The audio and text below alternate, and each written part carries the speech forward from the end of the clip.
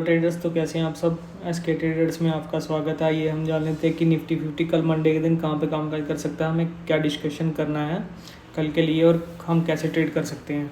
देखिए दोस्तों, मैंने पिछले 26 और 27 सितंबर को वीडियो बना के आपको बताया था कि मार्केट इस लेवल पे ऐसे ऐसे कामकाज कर सकती है।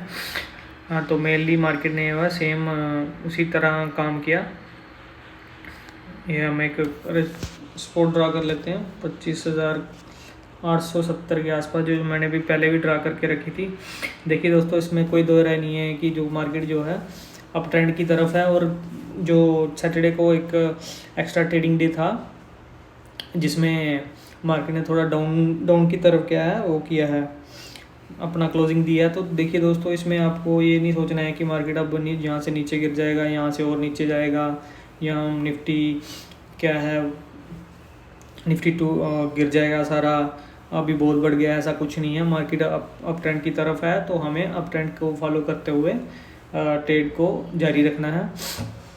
आइए दोस्तों, देखते हैं कि अब हमारे नेक्स्ट लेवल कौन कौन से हो सकते हैं और हमें कैसे ट्रेड करना है मंडे के दिन। देखिए दोस्तों, क्या है कि ग्लोबल सेंटीमेंट की वजह से मार्केट ने जो है नीचे की तरफ क्लोजिंग दी है। इजराइल का वार के सिचुएशन में और यूएसए में इलेक्शन की वजह से मार्केट के गया है कि एक असर्टेनिटी है मार्केट में, जो कि मार्केट डिसाइड नहीं कर पा रही कि किस तरफ मार्केट को मूव करना चाहिए।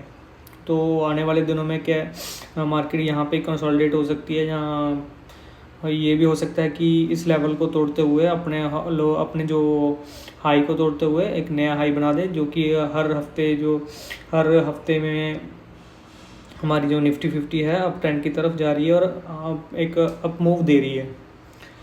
तो आइए हम जान लेते हैं कि कल के दिन हमारे क्या क्या लेवल हो सकते हैं, हमें कैसे ट्रेड करना है निफ्टी में। देखिए दोस्तों कि निफ्टी का जो ऑल टाइम हाई है 26,280 के आसपास ऑल टाइम हाई दिया है, और उसके नीचे ही कुछ थोड़ी दूरी के कम से कम 100 पॉइंट के नीचे ही हमारा एसएल है अपना क्लोजिंग दिया हुआ है। तो आइए हम देखते हैं कि कल हमें कैसे काम करना है। देखिए दोस्तों, अगर मान लीजिए मार्केट जो है फ्लैट ओपन होती है, पहले से केस लिए ले लेते हैं कि मार्केट जो है फ्लैट ओपन होती है। फ्लैट ओपन होने के बाद हमें क्या ब्लाइंडली कॉल में नहीं बैठना है। हमें क्या करना है, ओनली अगर अब फ्लैट ओपन होके ऊपर की तरफ जाने लगती है तो हमें कॉल की पोजीशन इस पॉइंट के 26,270 के ऊपर ही हमें कॉल की पोजीशन लेनी है, और आप 80 और 90% क्वांटिटी में ले सकते हैं। जबकि अगर फ्लैट ओपन होके ऊपर की तरफ जाने लगती है, तो मान लीजिए फ्लैट ओपन होके मार्केट जो है नीचे की तरफ जाने लगती है, नीचे की तरफ हमें पुट कब लेना है। देखिए, ब्लाइंडली हमें पुट तब भी नहीं लेना है। ओनली एक ही पॉइंट, ये जो आपको डोजी कैंडल दिख रही है, अगर इसका लो तोड़ती है, ये जो पॉइंट है 26,030 के आसपास, इस पॉइंट को अगर मतलब मार्केट जो है फ्लैट ओपन के नीचे की तरफ तोड़ती है, या आप इस पॉइंट को ले लो, इस पॉइंट के आसपास 90 के आसपास, अगर इस पॉइंट को अगर तोड़ती है तो हमें पुट की पोजीशन में बैठना है, नहीं तो हमें पुट की पोजीशन में नहीं बैठना। हमारा एसएल क्या रहेगा, हमारा एसएल यही पॉइंट रहेगा, ये वाला 26,190 के आसपास हमारा एसएल रहेगा, और पुट की पोजीशन बैठेंगे, और वो भी 50% क्वान्टिटी में।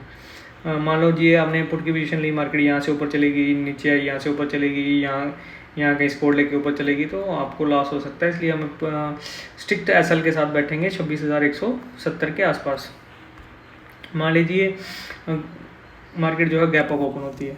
गैप अप के केस में हमें क्या करना है, गैप अप के केस में अगर मार्केट को हमें पहला आधा घंटा देना है। पहला आधा घंटा अगर गैप अप ओपन होती है, पहला आधा घंटे के, मान लो कि अभी आप सोच रहे हैं कि गैप अप ओपन हुई यहाँ के 270 के आसपास या 300 के आसपास ओपन हुई और हमारा ट्रेड छूट जाएगा। छूटने तो कोई इशू नहीं है, आप ट्रेड छूटता, लेकिन हमें क्या गलत ट्रेड में नहीं बैठना है। गलत ट्रेड में हमें बिल्कुल भी नहीं बैठना है। अगर हमारा ट्रेड छूट जाता है तो छूटने दो।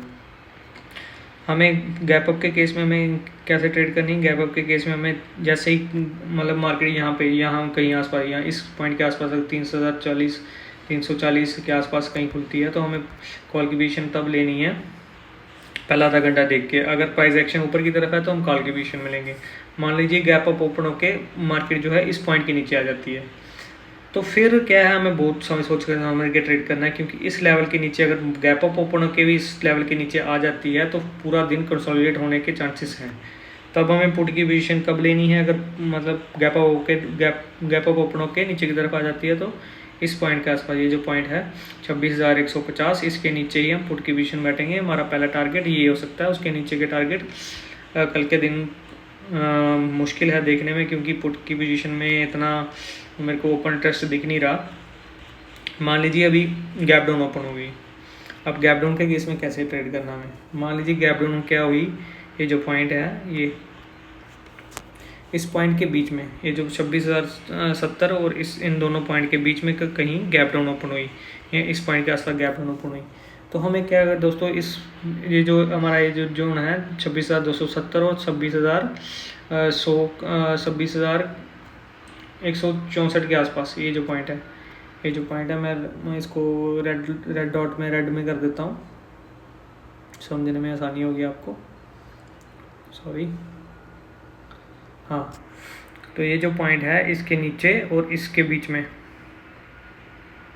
ये जो पॉइंट है, इन दोनों पॉइंट के बीच में नो ट्रेडिंग जोन रहेगा, हम इसमें ट्रेड नहीं करेंगे।